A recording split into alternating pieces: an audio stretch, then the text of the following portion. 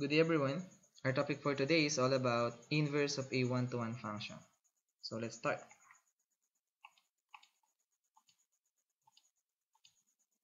Let's have some definition. The graph of inverse function are a reflection over the line y is equals to x. This means that x value must match to one and only one y value. Functions that meet this criteria are called one-to-one function. And note, not all functions have inverse function. Next, inverse functions are functions that undo each other. Formally, f of x and g of x are inverse functions if and only if f of g of x is equals to g of f of x and both of them is equals to x. This notation is what we call the composition of function.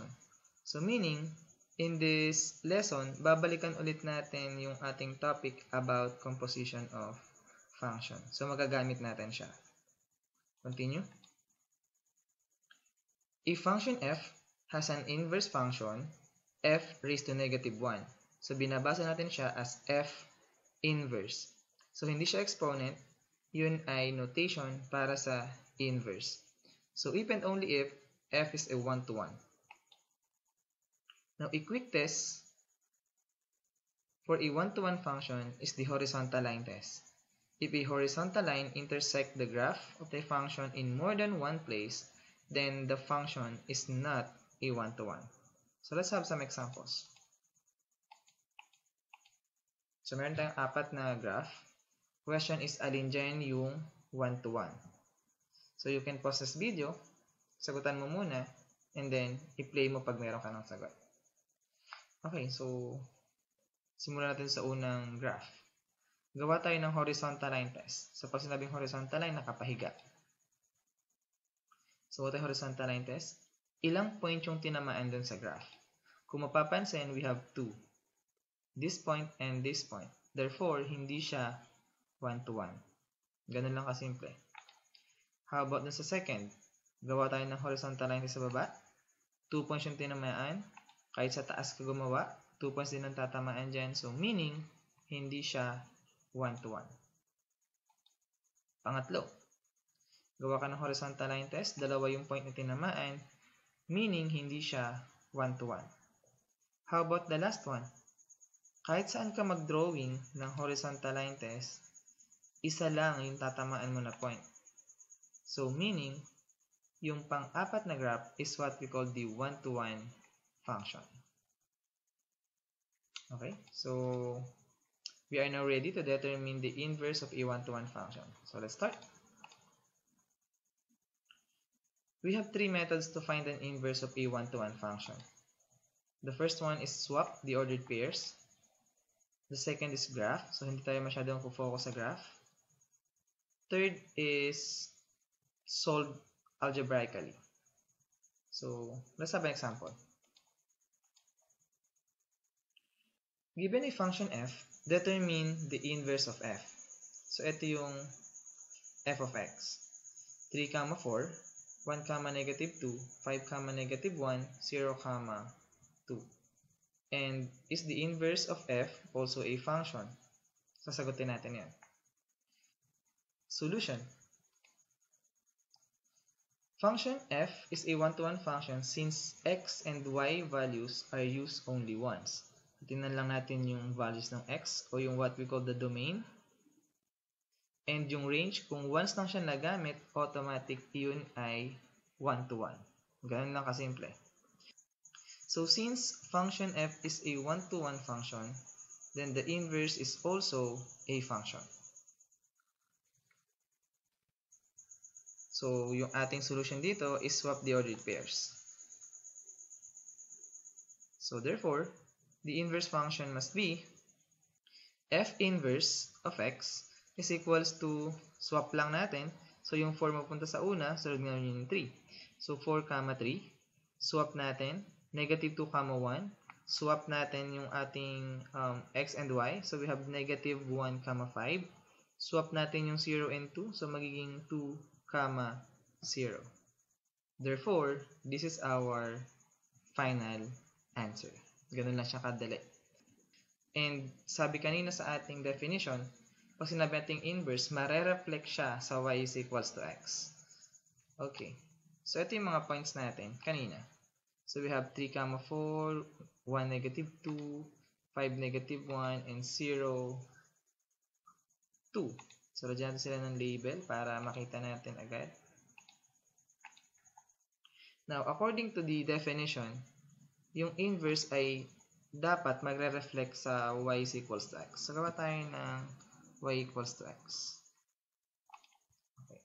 So, ito yung line na y is equals to x. Now, yung inverse daw nitong mga points na to ay magre-reflect dun sa y is equals to x. So, ibig sabihin, ano ba yung mga nakuha natin sagot kanina? 4, 3. So, check natin yung 4, 3. So, we have 4, 3. This one. So, nasaan siya? Nasaan point to? Ayusin natin yung kulay. Gawin natin kulay green. Okay. So, yung 4, 3 ay nandoon sa katapat ng 3, 4. So, kung papansin, equal yung distance niya dun sa line na y is equals to x. So, katapat lang. Next, ano naman yung katapat ng 1 and 2? So, ganun kinukuha yung inverse. Kung yung katapat niya lang dun sa line na y is equals to x. So, yung susunod, negative 2, 1.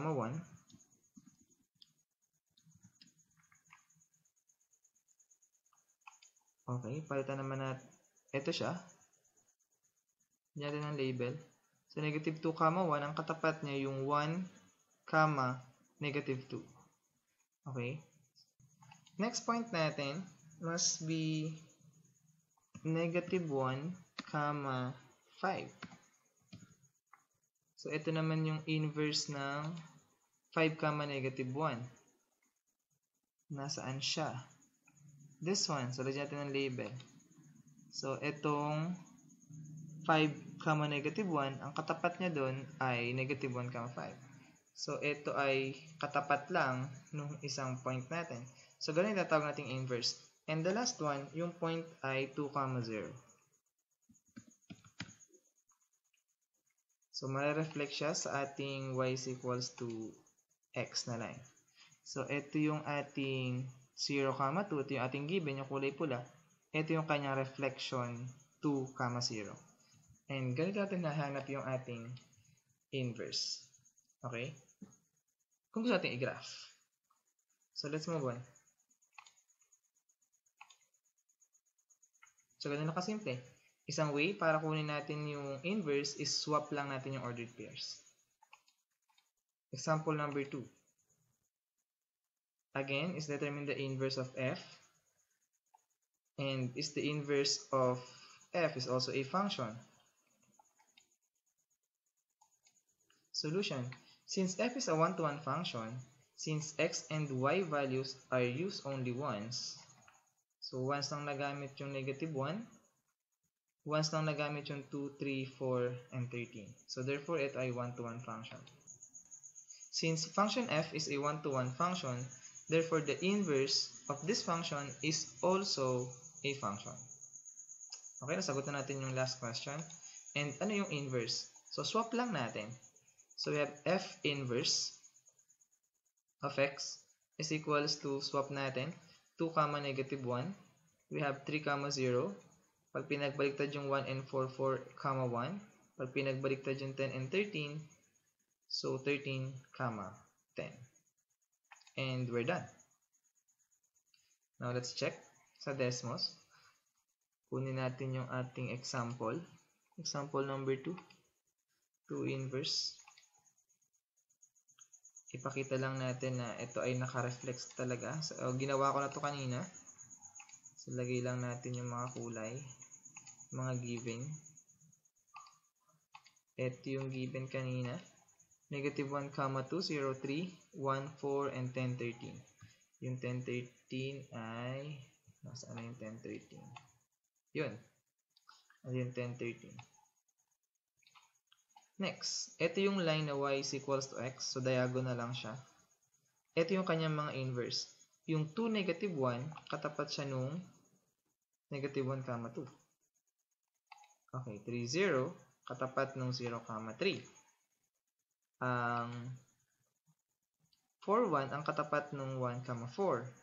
And 13 and 10, 13, 10 ay yung katapat nung 10, 13. And ganito natin hinahanap yung inverse. So, madali lang. So, ibig sabihin, our answer is correct. So, let's move on. Sample number 3. So, graph the inverse of y is equals to 2x plus 3. So, paano natin hahanapin yung, or igagraph yung inverse? So, una, igraph muna natin yung y equals to 2x plus 3. So, paano nga ba mag-graph? So, to make a line, we need 2 points. So, kailangan lang natin mag-set ng values of x. So, kung ano yung trip nyong value. So, para sa akin, mas magandang kuhanin natin yung x is equals to 0. So, paano natin kukunin yung y? Kung meron kang x equals to 0, substitute mo to get the value of y. So, y equals to 2 times 0 plus 3. So, yung x, gawin natin 0 to solve for y. So, y must be equals to 3. And this is our 1 point. Second, pwede kang pumili ng kahit anong number, but in this case, pipiliin natin yung 1. Kasi yan yung pinakamadaling numbers. Okay? So, let x equals to 1. So, papalitan yung x ng 1. Y equals to 2 times 1 plus 3. Simplify natin, y is equals to 5. So, ito yung another point natin. 0, 3, and 1, 5. I-graph natin sa ating Cartesian plane. So, meron tayo ditong 0, 3 sa ating y-axis. 1, 5 sa first quadrant. And then, i-graph natin as a line. This is the graph of y is equals to 2x plus 3. Now, ito yung line na y is equals to x. And dyan na dapat mare-reflect yung ating line. So, anong ibig sabihin nun? Yung ating inverse ng function na to ay dadaan dapat dun sa intersection niya dun sa white na line, y equals x, and dun sa y equals to 2x plus 3. So, siya dapat dumaan in this point. Now, kabaliktaran nung 0, 3 is 3, 0. So, dapat dadaan siya sa 3, 0. And, dapat dadaan siya sa 5, 1. Kabaliktaran ng 1, 5. So, 5, 1. Next, ito yung graph nung inverse nung y is equals to 2x plus 3. So, mapapansin, ito ay reflection nung y is equals to 2x plus 3 dun sa line na y is equals to x. So again, ipinapakita ko lang kung paano to kunin para mas magets natin kung ano yung concept ng inverse. Pero again, hindi tayo magpo-focus sa graph. Don't worry. Okay, next. Example number 4. Sketch the graph of the inverse of y is equals to x squared and state whether the inverse is also a function.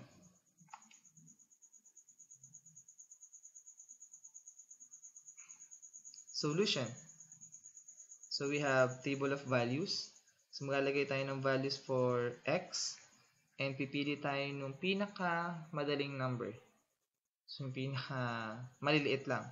So, piliin natin from negative to negative 1, 0, 1, and 2. Next, para ma-solve yung y, if x is negative 2, ipalit natin doon sa x. So, negative 2 squared, we have 4. Negative 1 squared, we have 1. 0 squared, we have 0. 1 squared, we have 1. And then 2 squared, we have 4. So, paano ulit nakuha yun? Yung negative 2, ipinalit doon sa x. Substitute lang natin. And then, simplify. Graph natin using the Cartesian plane. So, we have negative 2, 4. We have negative 1, 1. We have 0, 0. Meron tayong 1, 1. At meron tayong 2, 4. Now, i-graph natin. Ito yung graph ng ating y is equals to x squared. Now, para malaman kung ano yung kanyang inverse, kailangan i-reflect natin siya sa line na y is equals to x. Ito ulit yung diagonal. Now, kung dumaan siya dito sa dalawang point na to, so yung inverse daraan din dyan. Okay? Saan pa sila dadaan? So yung kabaliktaran. Ano ba yung kabaliktaran ng 2, 4? 4, 2. So ito yan. Next, anong kabaliktaran ng 1, 1? Is still 1, 1. Next, anong kabaliktaran ng 0, 0? Is still 0, 0. Next, anong kabaliktaran ng negative 1, 1? This is 1, negative 1. So, sa fourth quadrant na siya ngayon. Kabaliktaran ng unang coordinates is 4, negative 2. Again, is fourth quadrant. Next is i-graph natin like this. So, therefore, yung graph niyan is this. So, ito yung kanyang inverse. But, notice, tingnan nyo mabuti, yung kulay dilaw is not a function. Kasi pag gumawa ka ng vertical line test dyan, dalawa yung tatamaan mo. So again, balikan natin yung ating lesson sa function. Paano de-determine yung kung function yung isang graph is using the vertical line test. Okay, so ito ay not a function.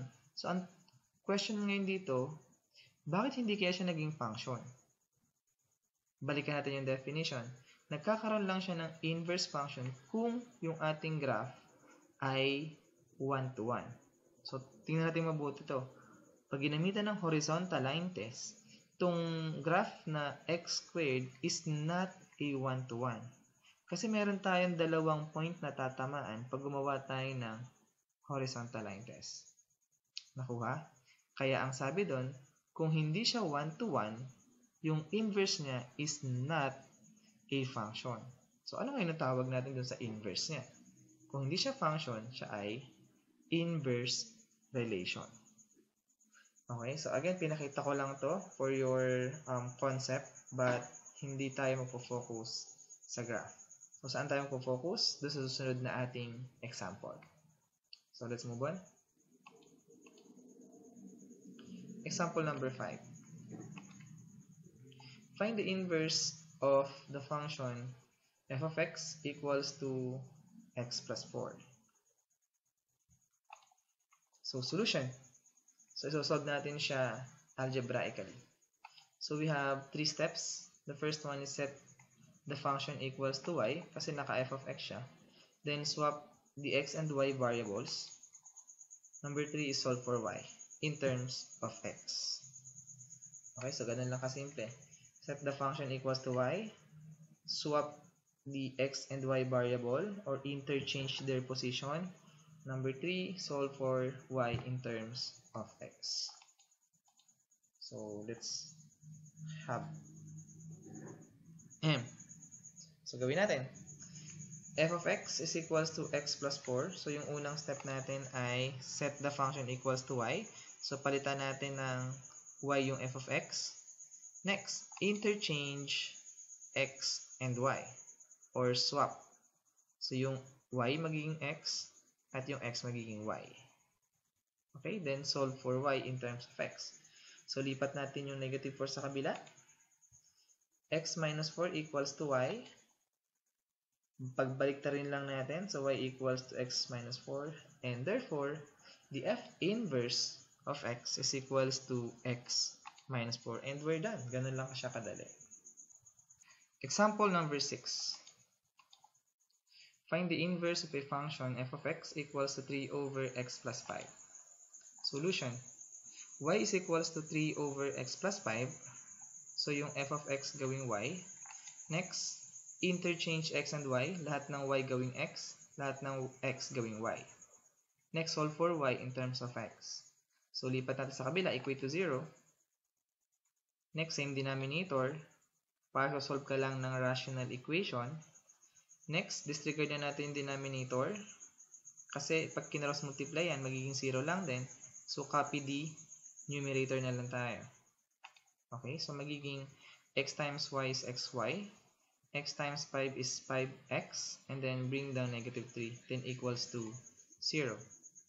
Next, lahat ng walang y ilipat sa kabilang side. So we have matitira na lang xy equals to 3, lipat sa kabila or plus 3 both side, and then yung 5x magiging negative 5x. Divide both side by x, so we have y equals to 3 minus 5x all over x. Therefore, f inverse of x is equals to 3 minus 5x all over x, and we're done. Ganun lang kasimple. Example number 7. Find the inverse of a function f of x equals to x plus 4 raised to 3. Step 1. Let f of x equals to y. Next is interchange. Next, solve for y in terms of x. So, para matanggal yung cube root natin both side. So, magiging cube root of x equals to y plus 4. Cube root at saka yung cube cancel. Next, lipat yung 4 sa kabila. Magiging cube root of x minus 4 is equals to y. Therefore, y is equals to cube root of x minus 4. Pagbaltarin lang natin. And f inverse of x is equals to cube root of x minus 4, and we're done. Example number 8. Find the inverse of the function f of x equals to fifth root of x plus 1. Solution. Step 1. Let f of x equals to y. Next, interchange x and y. And then solve for y in terms of x. So, paano matatanggal yung fifth root? So, raise to 5 natin both side. So, we have x raised to 5 equals to y plus 1. Lipat yung 1 sa kabila. Magiging x to the fifth power minus 1 is equals to y. Pagbaliktarin muna natin, y is equals to x to the fifth minus 1. Therefore, f inverse of x is equals to x to the fifth minus 1, and we're done. Next, last example, example number 9. Find the inverse of a function f of x equals to x plus 1 over 2x minus 1 plus 1. Solution. Let f of x equals to y. Next, interchange x and y or swap x and y. Lahat ng y magiging x at lahat ng x magiging y. Next, solve for y in terms of x. Lipat sa kabila, lahat, and then same denominator. Next, kunin lang natin yung numerator. Don't forget, merong negative, so lahat ng kasunod niyan ay magbabago dapat yung sign. Like this. So, ito ay x times 2y, so 2xy. X times 1 is negative x. This is negative y. This is negative 1. This is negative 2y, and this is negative times negative 1 is positive 1. Then equals to 0. Simplify natin. Yung negative 1 saka positive 1 ay cancel. Yung negative x, lipat sa kabila. And then yung negative y saka yung negative 2y magiging negative 3y, and then bring down to xy. Next, factor out natin yung y. Bakit? Kasi ang goal lang natin is solve yung y in terms of x. So, kailangang i-isolate yung y. So, y, yung common sa kanila, ang matitira dito ay 2x, ang matitira sa kabila ay negative 3. Next, divide natin both side by 2x minus 3. So, magiging x over 2x minus 3. Therefore, f inverse of x is equals to x over 2x minus 3, and we're done. Now, for this example, tingnan natin yung graph niya kung talagang reflection siya.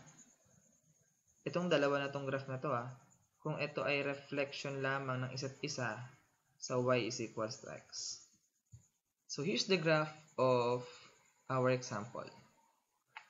Ito example natin. Ito yung line na y equals to x. Ito yung kanyang inverse. So, dapat yung inverse ay reflection lang nitong kulay red dun sa kulay green. And there you go. Parang nag-flip lang kayo ng papel at doon siya eksakto. So, pakita ulit natin. Ito yung given, ito yung inverse. Yung given, ito yung inverse. Okay, so that's all for today. And as always, that's it.